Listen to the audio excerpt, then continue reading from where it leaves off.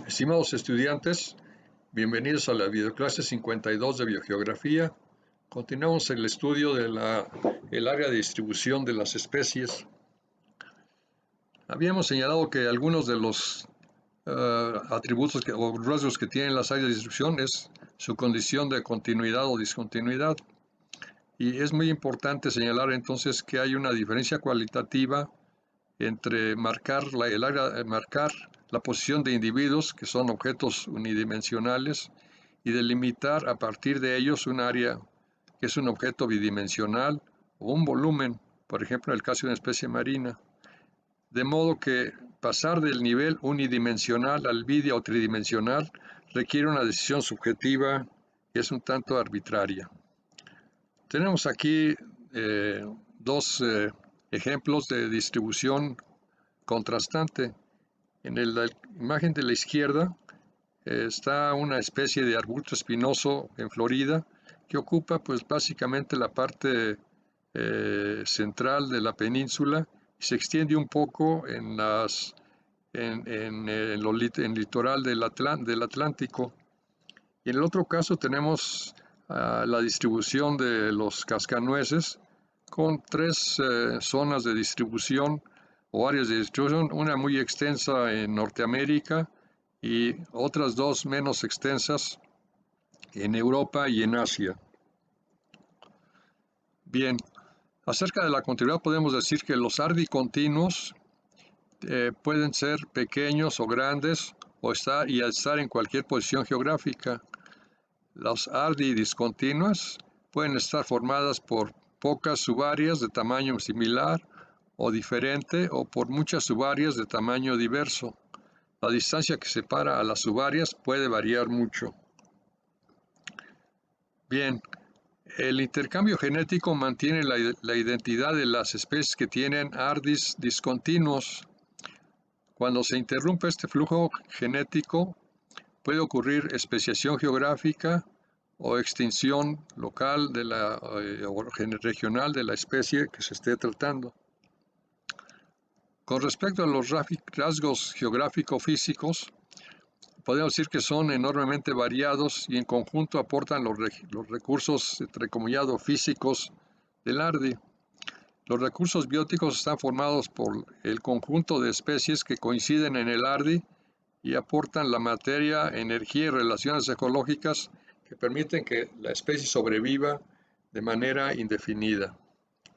En nuestro país, como se aprecia en esta imagen, el territorio muestra una enorme diversidad geológica, contándose desde grandes planicies hasta zonas montañosas muy intrincadas. Con respecto a esta diapositiva se aprecian entonces algunos de los recursos bióticos, es decir, de las especies que se encuentran en determinados lugares y pertenecen a diferentes áreas de distribución. Ahora pasemos a estudiar la estructura. Se entiende por estructura del área la distribución espacial de los recursos que contiene. Raramente la distribución es uniforme. Se reconocen en general estas clases de estructuras del ARDI: clinal o gradacional, centrífuga, centrípeta o en mosaico. Aquí en esta diapositiva se muestran esquematizados algunos de estos casos. La imagen A indica o ilustra una distribución al azar de los recursos, la B una espaciada, la C la agrupación de recursos en pequeñas, vamos a llamarle subzonas, y por último la E la sobreposición de recursos en áreas coincidentes o circundantes. Y en la imagen de abajo se aprecian la distribución zonal y clinal asociada a ríos. Básicamente podemos considerar que el factor más importante es la humedad y mientras más cerca se esté del cauce del río, pues lógicamente es mayor la humedad disponible. Por otro lado, los individuos que forman una especie compiten por los recursos.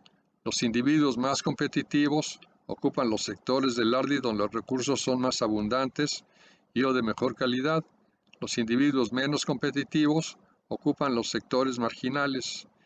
La competitividad de un individuo varía con el tiempo.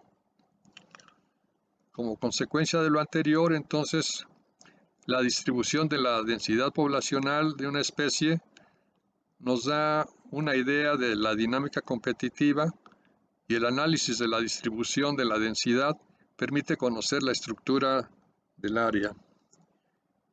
En esta diapositiva se aprecia una región o una zona hipotética donde en ella se encuentran diferentes zonas. En la zona A tenemos un número elevado de individuos y presumiblemente aquí los recursos son de mayor calidad o más abundantes. Después tenemos una zona B que es asociada a ella o adyacente a ella, a la A, y en ella el número de individuos es menor, presumiblemente el número la cantidad de los recursos es de menor calidad. Y finalmente tenemos una zona C donde prácticamente no hay o hay muy pocos habitantes que ocupan esta área solo de manera excepcional. Básicamente, pues es a donde quedan los individuos menos competitivos de esta especie. Y arriba en C hay una área donde la franja donde ya no hay ningún individuo porque el riesgo de vivir ahí es enorme, bien sea que la temperatura es bajísima o altísima o cualquier otra condición que imposibilita que los animales vivan ahí. Bien, otros aspectos ecológicos del área tienen que ver con qué relación existe entre el espacio que ocupa una especie con respecto a otra, y aquí se han establecido diferentes clases en función de la valencia ecológica de la especie, es decir, su capacidad adaptativa, su agilidad, es decir, su capacidad de movimiento y la extensión del hábitat. Y los casos 1 y 8 son extremos. En el caso 1, la valencia ecológica de la especie es baja, lo mismo su agilidad y lo mismo la extensión del hábitat.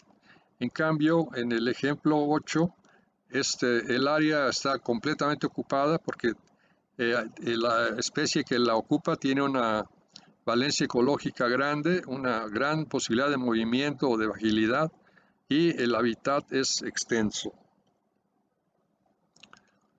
Bien, el ARDI puede mantenerse constante, es decir, en condición de estasis, solo por cierto tiempo, y esta condición puede modificarse al influjo de factores físicos y abióticos. En fin, entre los cambios más importantes podemos tener que el área se expanda, se reduzca, se cambie de lugar o se segmente. En el primer caso, cuando son los factores físicos quienes principalmente influyen, se dice que es una dinámica geoinducida. Y en otro caso, es decir, cuando son las especies o los factores bióticos los que influyen, se dice que es una dinámica bioinducida. Bien, por otro lado, los cambios del entorno dependen de la dinámica geológica. Los principales involucran el clima y el territorio, incluido también el volumen marino. Y queda claro nuevamente que las especies tienen que adaptarse al medio y en caso de no poderlo hacer, emigran o se extinguen. El rompimiento de Pangea debe haber sido un factor de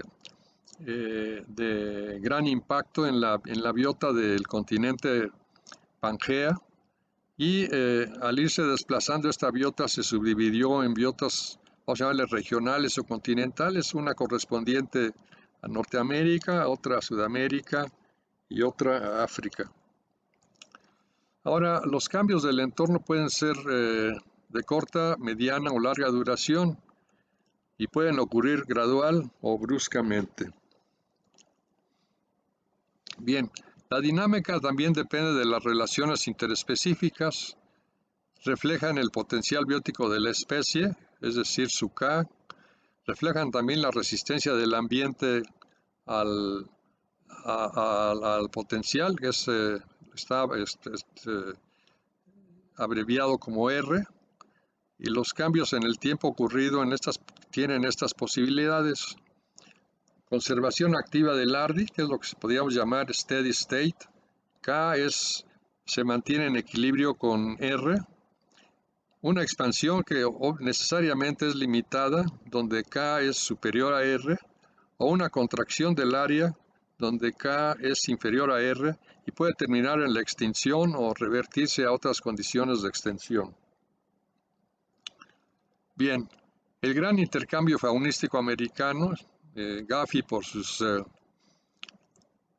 siglas en inglés, demuestra la proposición fundamental holístico-biogeográfica, es decir, que hay que considerar todos los elementos a la mano para poder entender la distribución de la especie. Aquí cabe destacar que la vertebradofauna del continente acusa cambios de dispersión de taxas sudamericanos a Norteamérica y de norteamericanos a Sudamérica. Y cada uno de estos grupos de especies que pasaron de Norteamérica a Sudamérica impactaron profundamente la naturaleza de la biota de Sudamérica y otro tanto puede decirse de la de Norteamérica, pero en mucha menor escala. Gracias por su atención.